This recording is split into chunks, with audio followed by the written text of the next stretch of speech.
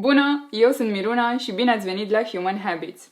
Ăsta e episodul cu numărul 4 din seria Profil de regizor și astăzi o să vorbim despre unul dintre regizorii mei preferați, Yorgos Lanthimos.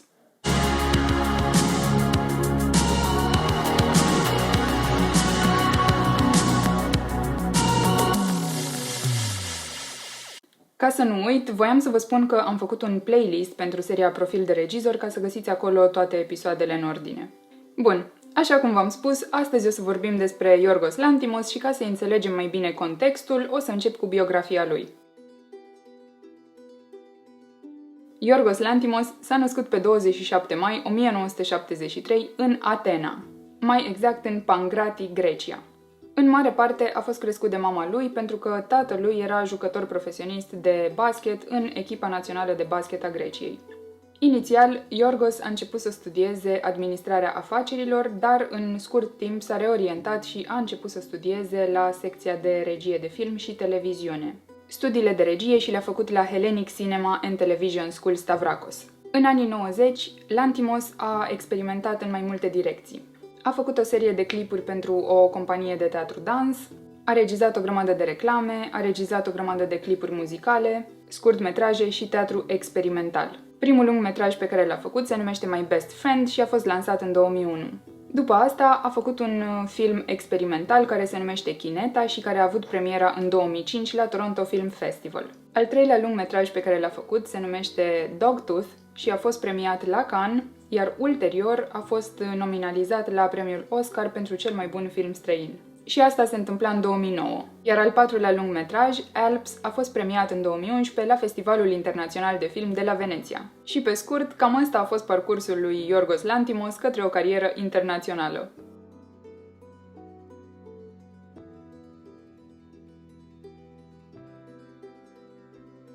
Filmul a fost scris și regizat de Lanthimos. Pe scurt, e vorba despre 3 străini, un polițist obsedat de BMW-uri, o menajeră și un fotograf destul de dubios care se întâlnesc într-un hotel în extrasezon. Chestia care îi aduce la oaltă pe ăștia 3 e destul de dubioasă. Și anume, lucrează împreună ca să refacă scenele unor crime super brutale. Din distribuție fac parte Evangelia Randu, Aris Servetalis și Kostas Xicominos.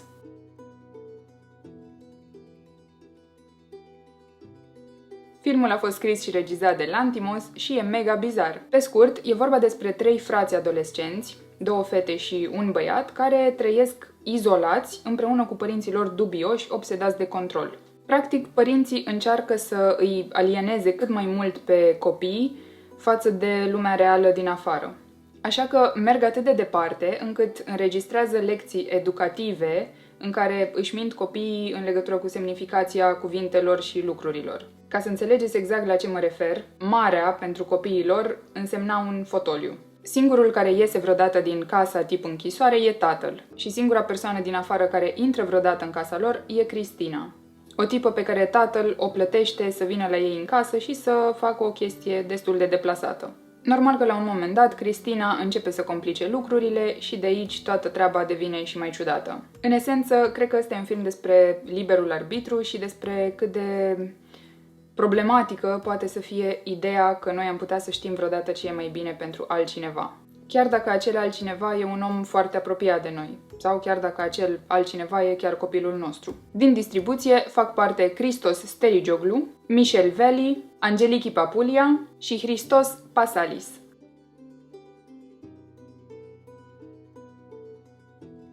Filmul e scris, regizat și produs de Lanthimos. Pe scurt, e vorba despre 4 personaje, o asistentă, un infirmier, o gimnastă și antrenorul ei care își fac o companie secretă numită The Alps. Toată ideea companiei e că pentru o sumă de bani, unul dintre ăștia 4 e dispus să joace rolul unei persoane dragi pe care ai pierdut-o și de care nu ești încă pregătit să te desparți. Practic, joacă rolul unui mort ca să îi ajute pe cei rămași în urmă să gestioneze mai bine tragedia prin care trec. Toată treaba asta funcționează foarte bine până în momentul în care unul dintre ei se atașează mult prea tare de un client. Din distribuție fac parte Angeliki Papoulia, Aris Servetalis, Johnny Vekris și Ariane Labed.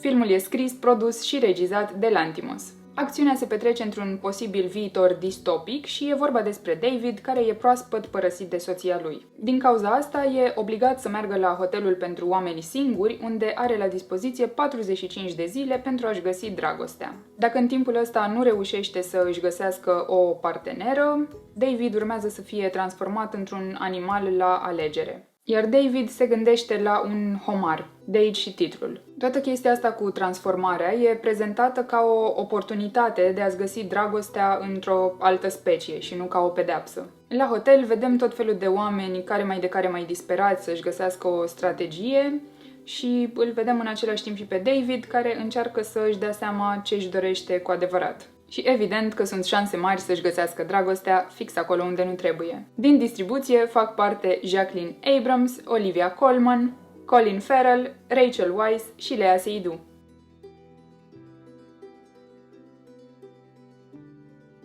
Filmul e scris, produs și regizat de Lanthimos. Pe scurt, e vorba despre Stephen Murphy, un chirurg foarte apreciat care pare că ar avea o viață și o familie perfecte. Lucrurile devin ciudate și complicate atunci când Steven îl întâlnește pe Martin, un adolescent al cărui tată a murit pe masa lui de operație. În scurt timp, Steven înțelege că trebuie să ia o decizie cumplit de grea. Practic, filmul ăsta e o tragedie greacă reinterpretată, chestie care poate fi destul de tricky și chiar din cauza asta părerile sunt împărțite. Dar mie personal mi se pare că e excepțional de bun. Din distribuție fac parte Colin Farrell, Nicole Kidman, Barry Keoghan și Alicia Silverstone.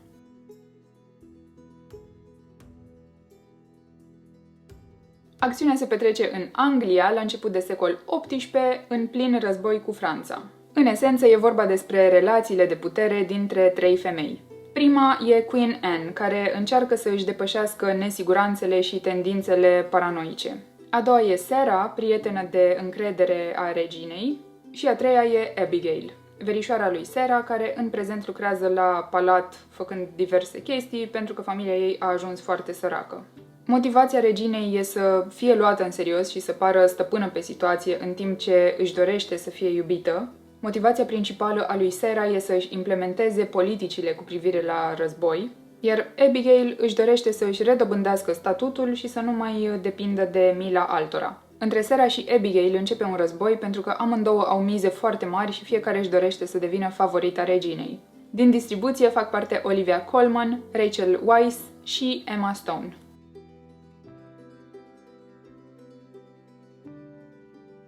Pe scurt, e vorba despre un violoncelist a cărui viață e dată peste cap atunci când întâlnește o persoană necunoscută la metrou. Ăsta e un scurt metraj, așa că nu o să vorbesc foarte mult despre el. Eu cred că, în esență, filmul ăsta e despre identitate, comunicare și despre cum nimeni nu e de neînlocuit.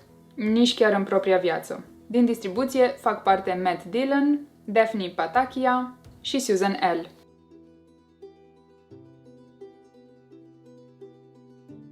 Lanthimos spune că de fiecare dată încearcă să vină cu un set de reguli pentru partea estetică a fiecărui film. Și regulile astea se nasc din scenariu, din ideile specifice pe care le prezintă filmul. De exemplu, în The Lobster, limbajul vizual e construit din două mari părți, culoare și încadraturi. Culorile principale sunt verde, albastru și roșu, iar camera e întotdeauna îndepărtată de personaje și, mai important de atât, nu le privește niciodată în ochi. Camera stă mereu ori mai sus, ori mai jos față de nivelul ochilor. Și toată treaba asta îi dă spectatorului o senzație voyeuristică. În The Favourite vedem cadre foarte largi, bărbați mai mereu machiați și aranjați și femei nemachiate complet. Chiar dacă sunt tot felul de detalii care n-au nicio treabă cu epoca, cum ar fi șorțuri făcute din denim, un tort albastru sau pantaloni purtați de femei, vedem o chestie foarte faină și anume femeile fără machiaj. Și ăsta e un lucru foarte rar în filmele de epocă, unde chiar dacă știm foarte clar că nici măcar oamenii cei mai bogați n-aveau cine știe ce condiții sau produse de make-up, femeile sunt mereu impecabile și glowy. Alt detaliu care ține de estetica lui sunt cadrele fixe, care pe lângă că arată impresionant, relevă de obicei momente intense, la care aproape că te simți ciudat că ești martor. De cele mai multe ori, spațiile în care există și trăiesc personajele lui Lanthimos sunt suprarealiste și sterile. Și mi se pare că genul ăsta de spațiu anticipează cumva poveștile ciudate care urmează să se întâmple.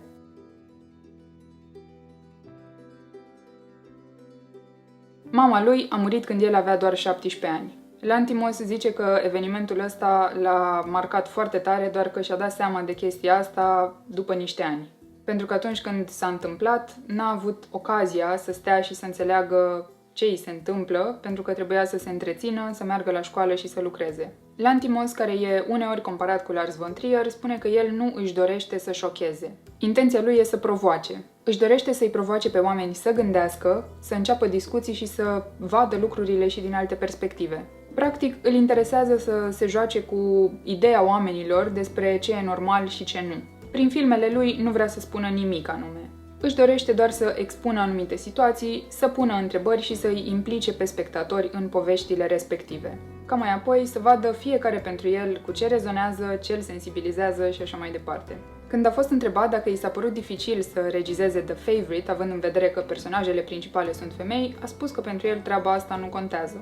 A zis că e irelevant dacă sunt femei sau bărbați. Sunt oameni. Și evident că există tot felul de femei, așa cum există tot felul de bărbați. Și că, indiferent de gen, oamenii sunt nuanțați și n-ai niciun motiv să îi prezinți ca fiind în întregime buni sau în întregime răi. Lantimos colaborează constant cu scenaristul Eftimis Filipo și singurul proiect la care nu au colaborat este The Favourite. Aici se încheie al 4-lea episod din seria Profil de regizor. Sper că v-a plăcut și, ca de fiecare dată, aștept feedback-ul și părerile voastre în comentarii. Cam asta a fost. Dacă v-a plăcut acest clip, puteți să-mi dați un like, un share, un subscribe și ne vedem data viitoare. Ciao! Hai că am fost bine. Nu ai problemă, pui. Sunt Să-mi chiar câte bine. foarte dreaptă aici. Încă o dată. Încă o dată. Gata. Acum e lângă Levi's. Yorgos Lanthimos s-a născut pe 27 mai 1973 în... Iar al 4-lea lungmetraj, Alps, a fost premiat în 2000... Ai stat ordine normal? Păi da, dacă de muzică ai făcut acolo... 11 la Festivalul Internațional de Film de la Veneția. Ce te-ai dezamăgit acolo? În esență, cred că ăsta e un film despre liberul arbitru. The killing of a sacred deer. Sper că v-a plăcut și, ca de fiecare dată...